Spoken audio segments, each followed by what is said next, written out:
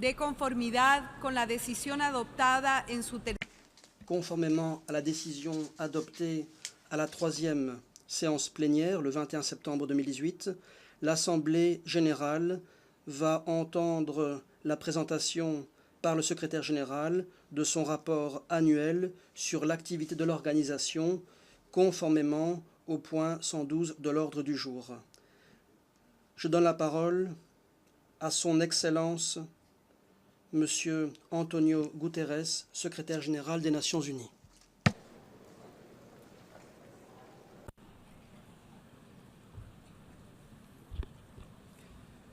Your Excellency, Excellence, Madame la Présidente de l'Assemblée générale, Mesdames et Messieurs les chefs d'État et de gouvernement, Mesdames et Messieurs, Excellence, notre monde souffre d'un grave syndrome, celui du déficit de confiance. Troublés, les peuples ne se sentent pas en sécurité. La confiance en est à un point de rupture. Confiance dans les institutions nationales, confiance entre États ou confiance dans l'ordre mondial fondé sur des règles. À l'échelle nationale, les peuples perdent foi dans les institutions politiques, la polarisation s'aggrave et le populisme gagne du terrain. Entre pays, la coopération devient incertaine et difficile. Au Conseil de sécurité, les divisions sont fortes. La confiance dans la gouvernance mondiale est elle aussi fragilisée, alors que les institutions et les mentalités du XXe siècle ne sont plus adaptées aux défis du XXIe siècle. Nous n'avons jamais eu un véritable système de gouvernance mondiale, et encore moins un système pleinement démocratique. Et pourtant, au fil des décennies, nous avons posé les fondements solides de la coopération internationale. Nous avons uni nos nations pour édifier des institutions et créer des normes et des règles qui allaient nous permettre de défendre des intérêts communs. Nous avons élevé le niveau de vie de millions de personnes, bâti la paix dans des pays troublés et, en tout état de cause, évité une troisième guerre mondiale. Cela dit, rien de ce qui précède n'est à jamais acquis. Aujourd'hui, l'ordre mondial est de plus en plus chaotique. Les rapports de pouvoir sont moins clairs qu'auparavant. Les valeurs universelles sont érodées. Les principes démocratiques sont pris en otage. L'état de droit est compromis. L'impunité se répand alors que les dirigeants et les États mettent les limites à l'épreuve sur le plan national comme sur la scène internationale. Nous sommes face à une série de paradoxes. Alors que le monde est plus interconnecté que jamais, les sociétés sont de plus en plus fragmentées. Les défis se mondialisent et les peuples se replient sur eux-mêmes. Le multilatéralisme est menacé au moment même où nous en avons le plus besoin. Excellences, Mesdames et Messieurs, il est vrai que nous nous dirigeons vers un monde multipolaire. Mais la multipolarité en soi ne garantira pas la paix ni ne résoudra les problèmes du monde. Il y a 100 ans, l'Europe était multipolaire. Un équilibre entre puissances semblait suffire à maîtriser les rivalités. Or, ce n'était pas le cas. Le défaut de cadre multilatéral solide qui aurait permis de coopérer et de résoudre les problèmes à l'échelle de l'Europe a débouché sur une guerre mondiale dévastatrice. Aujourd'hui, alors que l'équilibre entre puissances se modifie, le risque d'affrontement peut encore s'aggraver. Dans la Grèce antique, Thucydide exposait les origines de la guerre du Péloponnèse en ces termes. Ce fut l'ascension d'Athènes et la peur que celle-ci instilla à Sparte qui rendirent la guerre inévitable. Fin de citation. C'est ce que le politologue Graham Allison appelle le piège de Thucydide. Dans son livre intitulé « Destined for War », la fatalité par la guerre, il passe en revue les différentes polémiques qui ont opposé les humains dans l'histoire et en conclut que le conflit n'est jamais inévitable. En effet, ce sont des dirigeants déterminés à coopérer sur le plan stratégique et à gérer les intérêts divergents qui peuvent nous éviter la guerre et orienter le monde sur la voie de la sécurité. C'est pourquoi les dirigeants ont le devoir de promouvoir le bien-être de leur peuple. Mais il faut en faire plus. Ensemble, en tant que gardiens du bien commun, nous avons également le devoir de promouvoir et de soutenir un système multilatéral réformé, redynamisé et renforcé. nous devons renouveler notre attachement à un ordre fondé sur des règles qui place l'ONU en son centre et s'appuie sur les institutions et les traités qui donnent vie à la charte. Et nous devons prouver la valeur ajoutée que présente la coopération internationale en forgeant la paix, en défendant les droits de l'homme et en dynamisant le progrès économique et social pour les femmes et les hommes partout dans le monde. Voilà pourquoi je suis résolument engagé à réformer l'organisation et à la rendre mieux à même de répondre aux besoins et aux aspirations des peuples des Nations Unies. Face aux menaces gravissimes qui compromettent l'existence des humains et de la planète, mais aussi à une époque qui offre un potentiel exponentiel de prospérité partagée, le seul moyen d'avancer est l'action collective fondée sur le bon sens pour le bien commun. Voilà comment nous rétablirons la confiance. Mesdames et messieurs, dans mon allocution de l'année dernière, j'avais mis en lumière 7 défis. Un an plus tard, hélas, ces défis ne sont toujours pas relevés. Notre incapacité de mettre fin à la guerre en Syrie, au Yémen et ailleurs est scandaleuse. Le peuple rohingya demeure en exil, traumatisé et dans le malheur, ayant cruellement besoin de sécurité et de justice. Palestiniens et Israéliens sont toujours aux prises avec un conflit interminable, tandis que la solution des 2 États est de plus en plus lointaine. La menace terroriste plane, alimentée par les causes profondes de la radicalisation de l'extrémisme violent. Et le terrorisme tisse des liens de plus en plus étroits avec la criminalité transnationale organisée, la traite des personnes et le trafic de drogue et d'armes. Le péril nucléaire n'a pas faibli, et la non-prolifération est gravement compromise. Les États dotés de l'arme nucléaire modernisent leurs arsenaux. Nous risquons une nouvelle course aux armements, alors que le seuil fixé pour le recours aux armes s'abaisse. Nous avons été horrifiés par le fait que des armes chimiques aient été employées en toute impunité alors qu'elles sont interdites. Les sauvegardes qui nous protègent du danger des armes biologiques sont faibles. Les inégalités sapent la confiance dans le contrat social et font manifestement obstacle à la réalisation des objectifs de développement durable, et ce, alors que les tensions commerciales ne font que s'accentuer. Migrants et réfugiés sont toujours la cible de discrimination et de propos démagogues face à une coopération internationale clairement insuffisante. Enfin, en cette année qui marque le 70e anniversaire de la Déclaration universelle des droits de l'homme, la cause des droits de l'homme perd du terrain face à la montée des autoritarismes. Or, devant le pessimisme politique ambiant, nous devons nous garder de faire des prédictions autoréalisatrices. Voir un danger dans son prochain peut créer une menace là où, au départ, il n'en existait pas. Fermer ses frontières à la migration régulière ne fait que faciliter la tâche des trafiquants. Et faire fi des droits de l'homme dans la lutte antiterroriste ne fait qu'alimenter l'extrémisme que l'on cherche précisément à éliminer. Mesdames et messieurs les représentants, mesdames et messieurs, nous avons l'obligation de changer de cap et de relever les défis qui se présentent. Pour ce faire, nous devons nous fonder sur les faits et non céder à la peur, écouter la raison et non caresser des chimères. La prévention doit être au cœur de notre action. La présente session de l'Assemblée générale constitue une occasion unique d'aller de l'avant. Pour ne citer qu'un exemple, je me félicite de l'appui solide qu'a reçu mon initiative intitulée « Action pour le maintien de la paix », à laquelle 144 États et organisations régionales ont adhéré.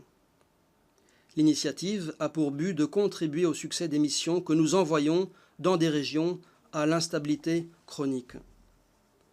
Pour autant, je veux me centrer aujourd'hui sur 2 défis transcendants qui, l'année dernière, ont acquis un caractère d'urgence absolue.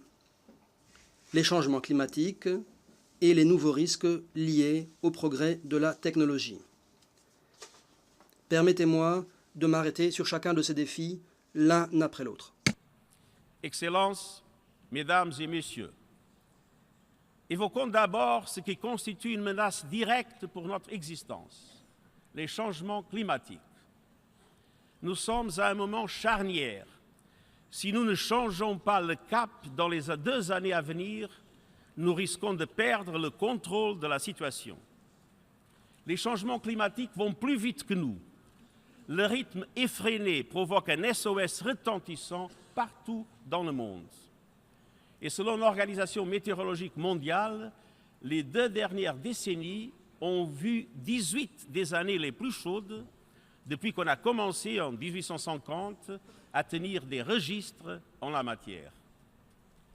Il y a quelques semaines, la plus épaisse et la mieux connue, plus solide banquise du nord de Groenland a commencé à se fissurer pour la première fois. La concentration de dioxyde de carbone dans l'atmosphère n'a jamais été aussi élevée en 3 millions d'années et elle ne fait qu'augmenter. Pire, notre action en tant que dirigeants mondiaux n'est pas à la hauteur. Nous devons écouter les éminents scientifiques de la Terre. Nous devons regarder la réalité en face et nous devons être plus ambitieux et faire preuve d'une plus grande urgence. Nous devons garantir la mise en œuvre de l'accord de Paris. Cet accord a le potentiel immense de nous mettre sur la bonne voie, mais ses objectifs sont loin d'être atteints et pourtant ils ne représentent que le strict minimum pour éviter les pires retombées des changements climatiques. Je suis inquiet de voir que les récentes négociations de Bangkok sur les directives d'application de l'accord se sont achevées sans progrès suffisant. Et la prochaine conférence des parties, COP24, qui se tiendra en Pologne en décembre, est décisive. Il faut absolument qu'elle réussisse. Comme je l'ai dit récemment, les désaccords entre États membres qui nous ont paralysés à Copenhague ne peuvent se reproduire à Katowice. Fort heureusement, l'évolution technologique est notre allié. L'énergie verte est plus compétitive que jamais. Si nous nous engageons sur la bonne voie, l'action climatique pourra représenter 26 milliards de dollars en plus pour l'économie mondiale d'ici 2030. Les politiques en faveur d'une économie verte pourraient créer 24 millions d'emplois. Et de plus en plus d'entreprises et d'investisseurs constatent que l'économie verte est rentable. Loin de menacer les fondements de l'économie, l'action climatique crée de nouvelles industries, de nouveaux marchés et plus d'emplois, tout en réduisant la dépendance aux combustibles fossiles. Ce n'est pas l'action, mais l'inaction qui met en péril l'économie. Et les gouvernements doivent faire preuve de sagesse et de courage. Et cela signifie cesser de subventionner à coups de milliards les combustibles fossiles, fixer un juste prix du carbone et cesser d'investir dans des infrastructures non durables qui entretiennent de pratiques pernicieuses pendant des dizaines d'années. C'est notre avenir qui est en jeu. Les changements climatiques n'épargnent rien et peuvent tout ébranler. Pour assurer la prospérité globale et la sécurité des nations, il est essentiel de maintenir le réchauffement climatique bien en deçà des 2 degrés Celsius. Voilà pourquoi, en septembre prochain, je tiendrai un sommet sur le climat pour mobiliser des volontés et des fonds. Ce sera l'occasion de rassembler les États et les villes, les acteurs de l'économie réelle, les décideurs, les entreprises, les milieux financiers et représentants de la société civile pour s'attaquer au cœur du problème. Le sommet se tiendra 1 an en avant de la révision des engagements de chaque État au titre de l'accord de Paris. Et ces engagements devront aller plus loin. Il faut une ambition plus forte que jamais, une ambition que les dirigeants et les partenaires auront l'occasion de manifester à ce sommet. Pour que cette ambition soit possible, il nous faut agir dès aujourd'hui. Le monde a besoin que nous soyons tous des champions de l'action climatique. Mesdames et messieurs les représentants, j'en viens maintenant aux nouvelles technologies et à ce que nous pouvons faire pour réaliser leurs promesses et repousser leurs périls.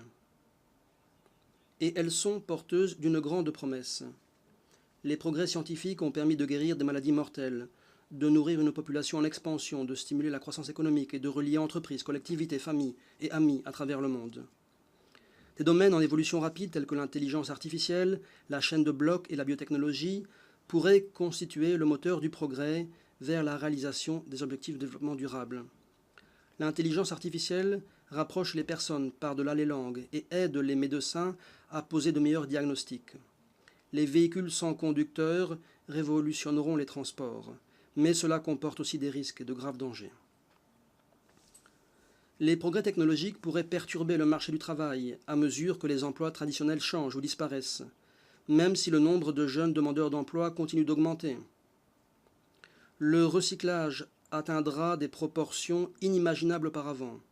L'éducation doit s'adapter dès les premières années de scolarité. La nature même du travail évoluera. Les gouvernements devront peut-être envisager de renforcer les programmes de protection sociale, voire d'instaurer un revenu minimum universel. Dans le même temps, la technologie est utilisée à mauvais escient par des terroristes et à des fins d'exploitation sexuelle et de maltraitance. Les réseaux criminels organisés, tapis dans l'ombre de la toile, profitent du codage et des paiements quasi anonymes effectués en crypto-monnaie pour se livrer à la traite de personnes et à la contrebande.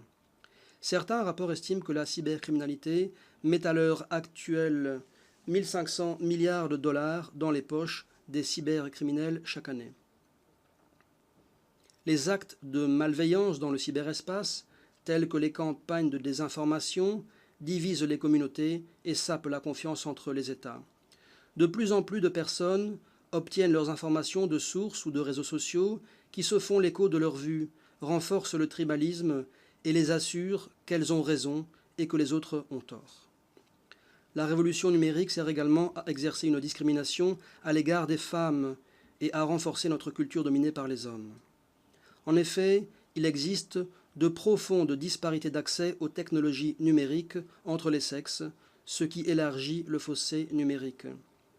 Nous devons démanteler les obstacles et créer des possibilités pour les femmes, garantir l'égalité et changer les cultures d'entreprises toxiques et en ligne.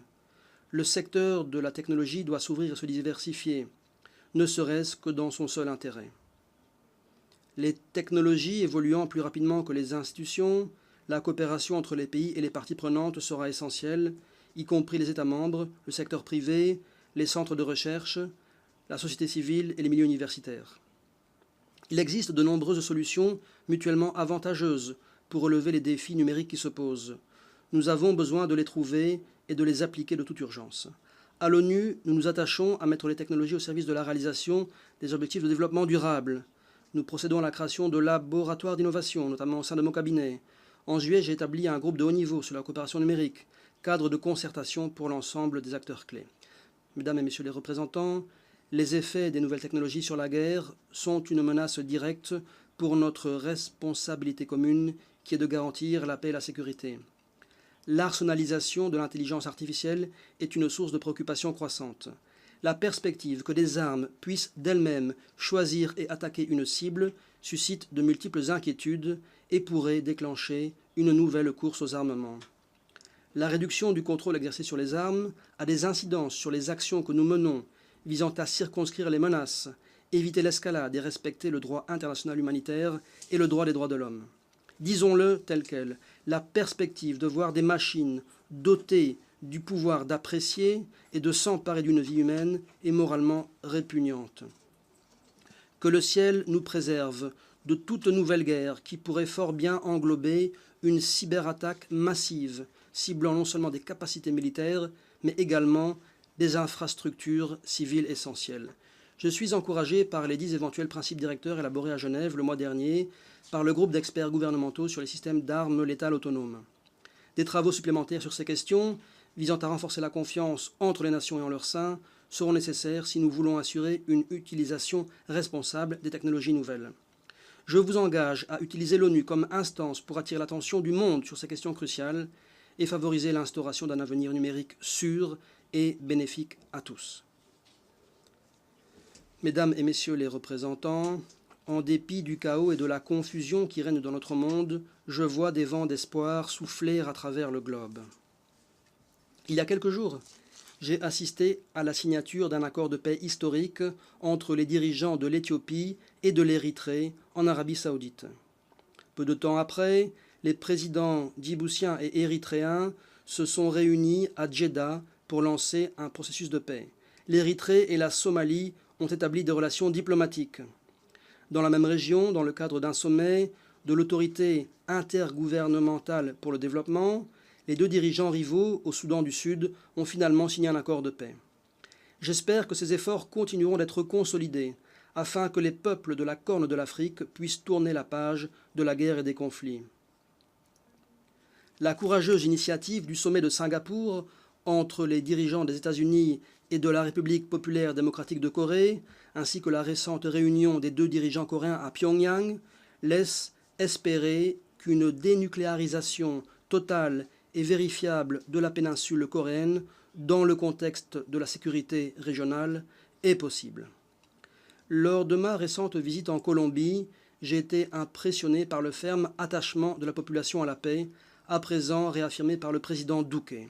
En Asie centrale, j'ai pu constater personnellement un renforcement de la coopération à l'issue de la transition politique pacifique effectuée par l'Ouzbékistan.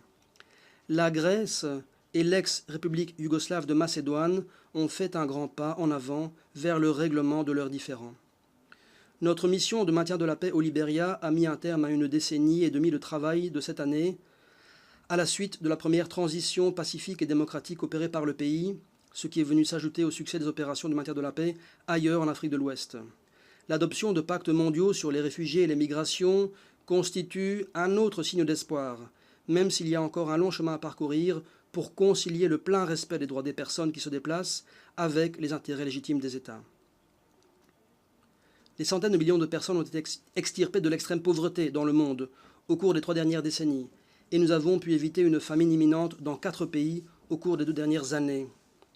Les jeunes d'Arménie étaient au cœur de la transition politique pacifique de ce pays au début de cette année, montrant ainsi la possibilité qui s'offre à eux de mettre leur voix au service de la promotion et de la démocratie.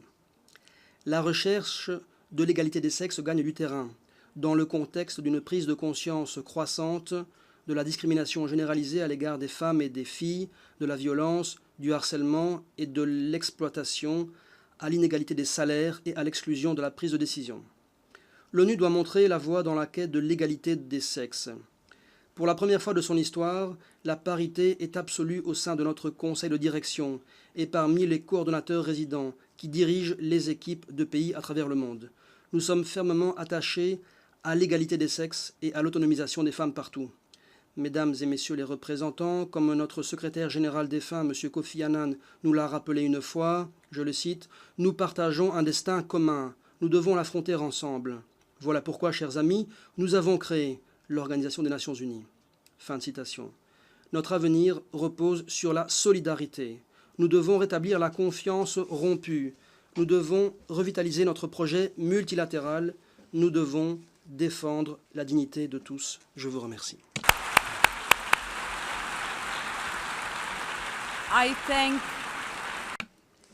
Je remercie le secrétaire général pour son allocution. À présent, l'Assemblée va examiner le point 8, intitulé « Débat général ».